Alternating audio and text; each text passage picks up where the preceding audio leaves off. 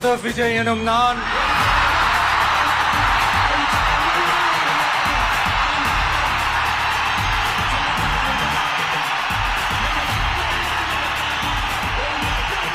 சட்டப்படி அமைக்கப்பெற்ற இந்திய அரசியல் அமைப்பின்பால் உண்மையான நம்பிக்கையும் மாறா பற்றும் கொண்டிருப்பேன் என்றும் இந்திய நாட்டின் ஒப்பில்லாத முழு முதல் ஆட்சியையும் ஒருமையையும் நிலை நிறுத்துவேன் என்றும்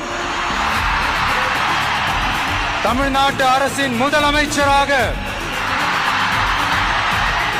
உண்மையாகவும் உளச்சான்றின்படியும் என் கடமைகளை நிறைவேற்றுவேன் என்றும் அரசியல் அமைப்பிற்கும் சட்டத்திற்கும் இணங்க அச்சமும் ஒருதலை சார்பும் இன்றி விருப்பு வெறுப்பை விலக்கி